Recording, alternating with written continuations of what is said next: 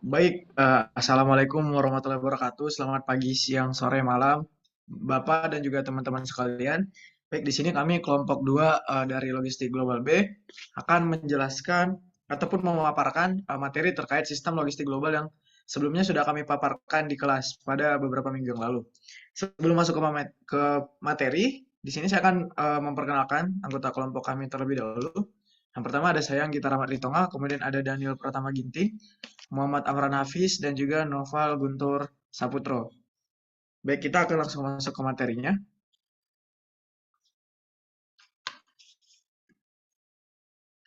Hafiz. Oke, yang pertama di sini kita masuk ke pendahuluannya terlebih dahulu.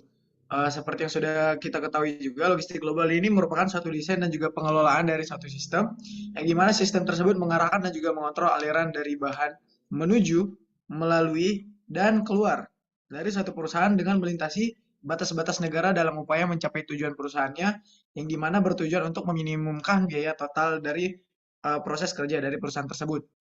Selain dari itu, terdapat juga beberapa inovasi strategi bisnis yang mendorong perkembangan logistik global. Yang pertama ada rapid product introduction, yang dimana di sini adalah sistem ini mendorong masuknya berbagai produk baru ke pasar secara lintas regional, jadi melewati batas-batas wilayah tadi.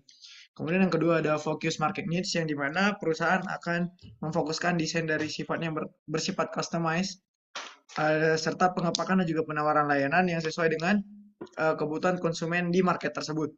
Yang ketiga ada quick response delivery, sesuai namanya berarti di sini adalah pendistribusian barang yang dilakukan secara cepat, quick response saat munculnya permintaan dari konsumen. Lalu ada expand service, yang dimana sesuai namanya juga inovasi saling terkait, yang dimana layanan di sini, service ataupun layanan yang diberikan memiliki nilai tambah dari produk yang ditawarkan. Dan yang terakhir ada inovatif channel, yang dimana mempergunakan peringkat eselon saluran seminimal mungkin, yang dimana dengan semakin sedikit channel ataupun channel aliran yang ada, maka biaya yang dikeluarkan akan semakin sedikit. Boleh dilanjut? Nah, kita masuk ke pengertian dan tujuan dari logistik global. Tadi sudah dijelaskan soal pengertian dari logistik global yang dituliskan oleh Subijantoro pada tahun 1993. Kemudian secara umum kita juga tahu kalau logistik itu berasal dari bahasa Yunani, yaitu logos, yang berarti kalkulasi, alasan, cara berbicara, orasi, ataupun rangsum kata. Logistik sendiri juga dianggap sebagai suatu proses yang sangat penting karena dengan pengelolaan yang efektif dan efisien akan menjadi salah satu sumber keunggulan kompetitif ataupun competitive advantage dari suatu perusahaan. Untuk tujuannya seperti yang sudah dijelaskan juga di slide sebelumnya, adalah untuk meningkatkan nilai produk dan jasa untuk para pelanggan melalui penyedia layanan dan kualitas terbaik dengan inventory carrying cost yang lebih. Oke, baik, selanjutnya akan diteruskan oleh teman saya, Hafiz, dipersilakan.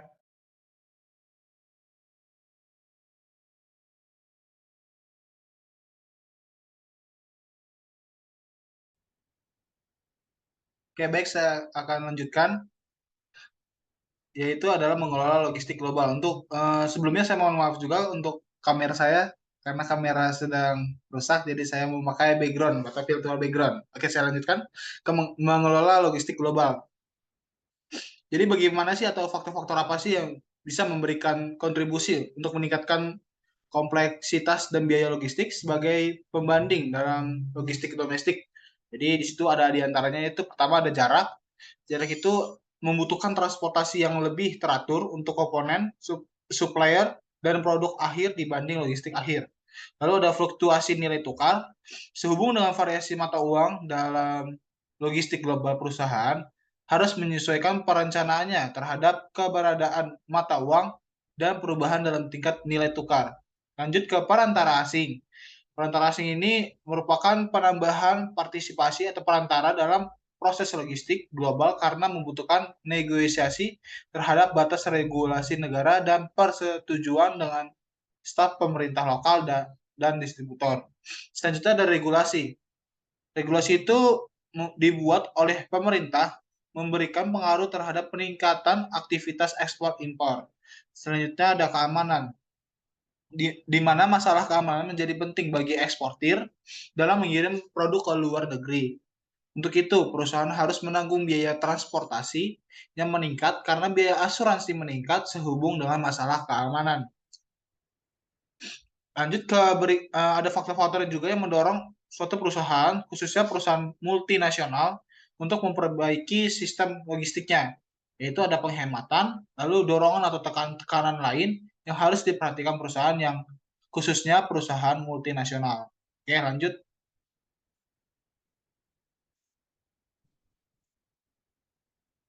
Selanjutnya sini ada strategi internasional supply chain.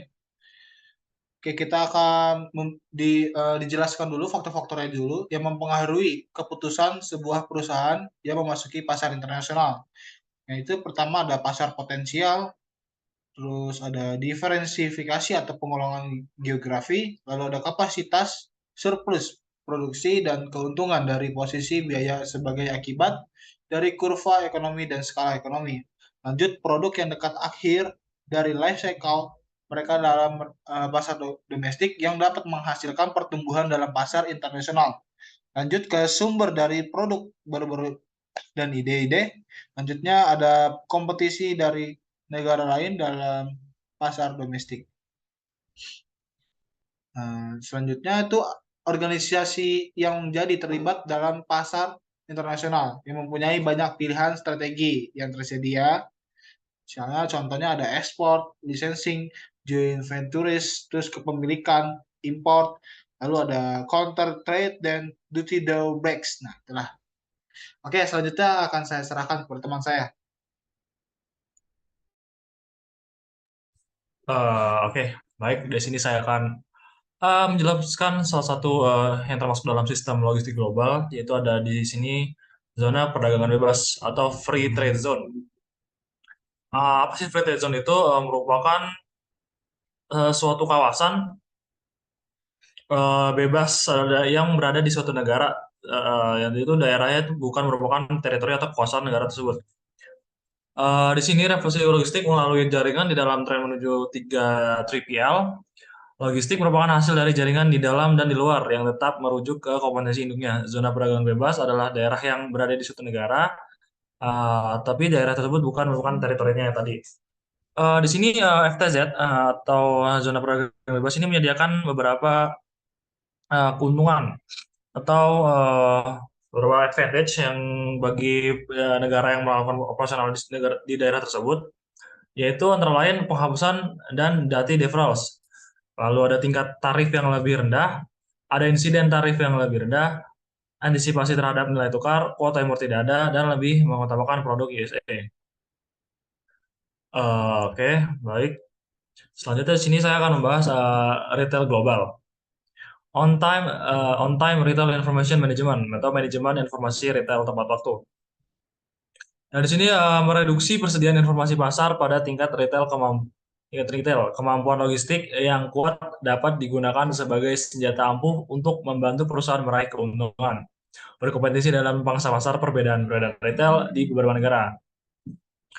Uh, di sini untuk negara industri itu lebih memiliki outlet distribusi yang lebih sedikit atau untuk memperpendek jalur distribusi daripada memperluas pasar. Sedangkan untuk negara yang sedang berkembang, yaitu memilih fasilitas memadai dan sangat baik yang tersedia di dunia berkembang memungkinkan pedagang kecil menjadi pedagang besar dengan fasilitas yang ada. Oke. Contohnya seperti negara seperti Jepang dan Jerman menjalankan revolusi e-commerce yang sama seperti yang dilakukan oleh Amerika Serikat. E-commerce tidak hanya terbatas untuk negara-negara berkembang. Cina telah menjadi negara yang berkembang paling cepat dalam hal pemasaran lewat internet di Asia. Oke, baik. Selanjutnya akan dilanjutkan oleh teman saya. Baik, mungkin ada topik selanjutnya, yaitu berjudul The Global Logistic Success Strategy, yang dimana artinya perusahaan tersebut harus menggunakan strategi-strategi yang ada di dalam presentasi kami agar aliran logistik yang ada bisa sukses atau berhasil. Jadi mungkin ada 4 karakteristik umum yang bisa mendorong suksesnya strategi logistik bagi perusahaan. Yang pertama itu ada customer driven logistik, yang dimana Ini ditentukan oleh sebuah perusahaan untuk mendeteksi setiap perspektif kebutuhan pelanggan. Dan juga mereka harus melakukan penyesuaian terhadap internal dari sebuah prosesnya. Lalu yang kedua, ada integrate logistic management, yang artinya ini merupakan sebuah pengolahan logistik yang berbasis customer driven process. Jadi balik lagi ke strategi yang pertama, yang tujuannya untuk memberikan jaminan kepuasan pelanggan, yang merupakan hasil dari setiap tahapan dari logistik lintas proses tersebut. Lalu yang ketiga ini adanya responsive distribution channel. Artinya perusahaan-perusahaan logistik global harus bisa mengurangi jumlah dari partisipan atau saluran tambahan dengan target untuk mengurangi biaya pergerakan barang. Lalu yang terakhir adanya logistik outsourcing, yang dimana ini merupakan sebuah proses outsourcing logistik yang dilakukan di seluruh rantai distribusi, terkecuali apabila third party logistik tidak mampu memberikan pelayanan secara penuh terhadap kebutuhan logistik global dari sebuah perusahaan tersebut. Lalu selanjutnya bisa digeser slide-nya.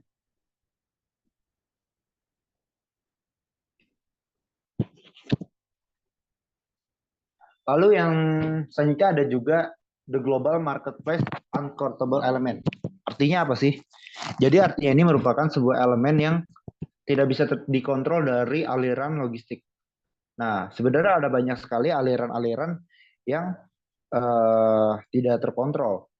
Tapi kami akan menyebutkan beberapa. Yang pertama, adanya lingkungan dari politik, terus juga sistem legal dari pasar luar negeri, kondisi ekonomi, derajat persaingan, kemampuan teknologi pun juga bisa masuk.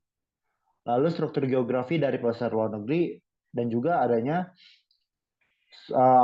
sosial atau sosial juga aturan budaya dari target pasar yang beragam. Nah, elemen terkontrol ini mempengaruhi aksi dari eksekutif logistik, eksekutif, yang artinya mempengaruhi kebijakan atau sebuah keputusan dari logistik tersebut. Jadi harus dipertimbangkan dalam sebuah perencanaan, implementasi, dan kontrol dari organisasi network global supply chain. Seperti itu. Selanjutnya.